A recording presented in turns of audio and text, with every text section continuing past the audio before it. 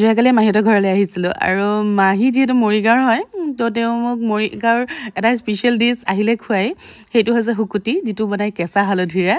আৰু ভাবিলোঁ যিহেতু মই খায়ে থাকোঁ আজি ভিডিঅ'টো থ্ৰু আপোনালোকৰ লগতো শ্বেয়াৰ কৰোঁ আৰু চাওকচোন কেঁচা হালধি যিটো শুকুতি বনাব তাত বিশেষ একো মছলা নালাগে জাষ্ট আদা নহৰু জলকীয়া নৰসিংহ পাত আৰু অকণমান কেঁচা হালধি সেইখিনি ধুনীয়াকৈ এটা পেষ্ট বনাই ল'লে আৰু অকণমান শুকান মাছ আছিলে সেইখিনি অকণমান টাইম গৰম পানীত তিয়াই থৈ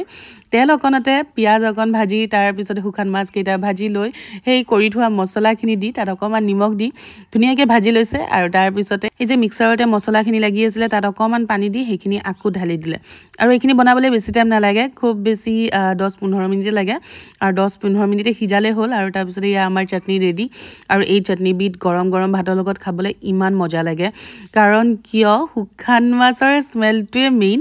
আৰু যোনে শুকান মাছ ভাল পায় তেওঁলোকে নিশ্চয় এই ৰেচিপিটোও ভাল পাব বাৰু